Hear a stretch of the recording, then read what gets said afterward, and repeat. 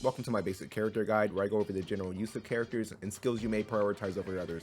Before going into the video, I do want to make a mention that I do a PvE showcase of all the characters at the end of these basic character guides, so be sure to watch till the end. Today we'll be looking at Starlight Elena, a really strong 1v1 unit, and someone who also has access to different cards that can alter her playstyle, and probably has one of the better base kits in the game.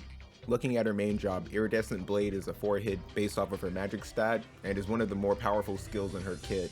Even if this doesn't kill, it's going to leave a mark, and if she's running with people who can keep up with her, that's an excellent setup to come in and deal some damage. Crystal Shine Bright is another skill you would not turn off. Even though I feel like this is mainly going to be useful against people who rely on their counter abilities, it's still a 2-hit and it raises her agility, which is always going to be useful for a character like her. Stella Maris is a skill that you would probably only want to use if she's next to somebody. If you're using this skill in PvP and she's by herself, she will prioritize this over her courage and then just move forward, which is definitely a worst case scenario. She has a good amount of range, so chances are she's probably not going to use that and go in for an attack, and she's completely vulnerable at that point. So it really depends on her positioning on the map. Preferably you would want her to move toward your teammate, cast it, and then go into courage immediately afterwards.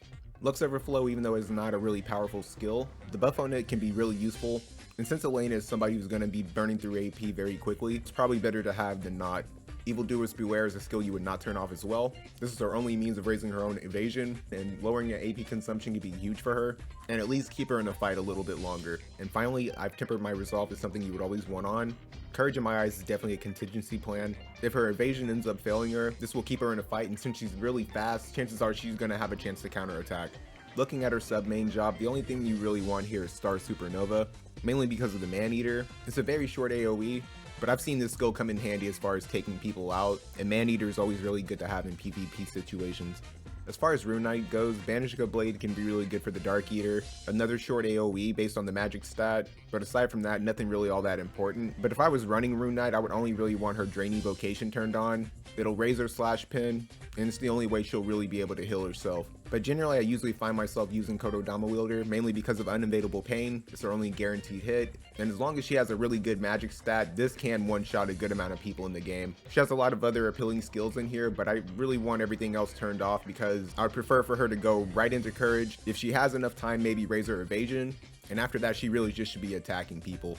As for her limit break, it is definitely really powerful. It significantly lowers the counter ability, dealing a 3-hit that also lowers agility. And for somebody like Elena, lowering agility is going to be the worst case scenario for anybody who fights her. She's already a really fast character natively, and this is definitely her most powerful skill.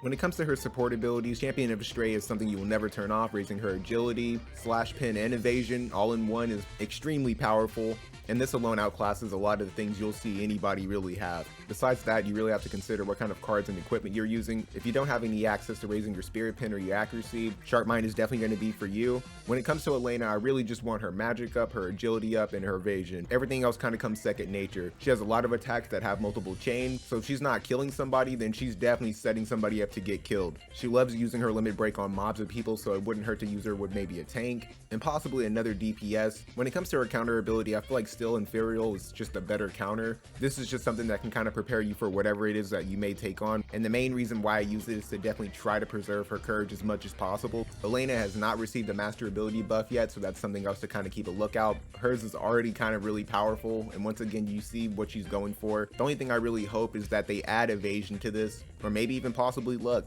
but something to really help her in the evasion department. Cards that can alter how Elena plays a little bit. You can use something like Winter Holiday Party to give her access to a arithmetician skill. Holy Knight's Purge, really powerful skill, lowering attack and magic can be crippling sometimes. With the possibility of landing immobilization, this card would probably be really good depending on the map, so that's something to consider. And if you're trying to use her more as a support character and you don't necessarily have a healer or don't want a true healer on your team, this is a card that's definitely really good. It's a really good skill raising CT, and the range is excellent. The only thing I would say is you may want to use Valfor just to lower that cast speed, but you will be sacrificing agility for that. I feel like Elena is definitely in a class of her own, having access to courage while also being so fast with a lot of chaining and a lot of magic, and having a strong evasive kit. She's in an element that I feel like really benefits everything that she wants to do. You just kind of have to be careful with the people that you put her around. If they're too slow or just characters that want to sit back and buff each other, it could kind of put her in a position to where she's going to be killed. You're definitely going to want people to be moving up with her and put them in a situation to where they can benefit off of the change that she's going to be making. Even though she may not be rated #1 in PvP anymore, I think it's safe to say she may be still top 5, and even outside of PvP she just has so much usability. I almost forgot to mention that she does come with her own sword, the Estrella Aurora. All you have to do is get her built up, and it's a really powerful sword, and with everything that it offers, it's something that she definitely wants to have.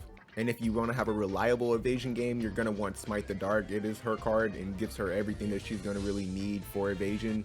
All in all, I think Elena has a lot of usability, and even with characters like Sephiroth coming down the line, she'll always be really strong for her element, and I really can't wait to see what else War of the Visions will come up with in the future for Light, because in my opinion, the only thing that could hold Elena back is the people that you put around her. So with that, I hope you guys enjoyed the video, and I hope to see you in the next one. Take it easy.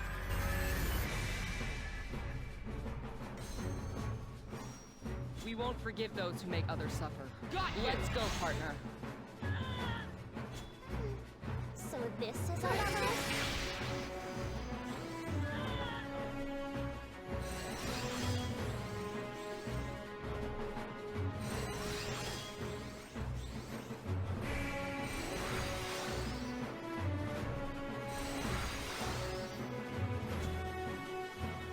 Let's go, partner.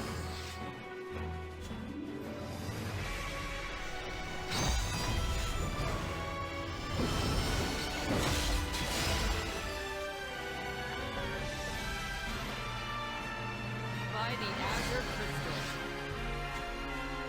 I'm ready to go! How unfortunate! How unfortunate!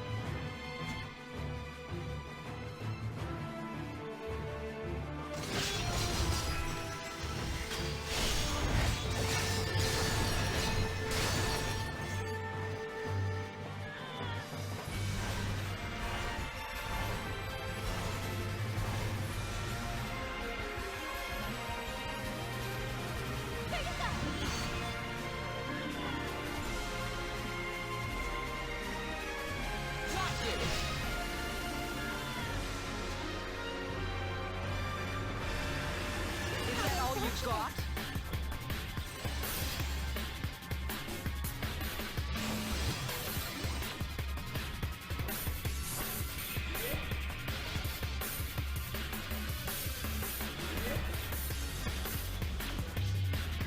We won't give in. What about this?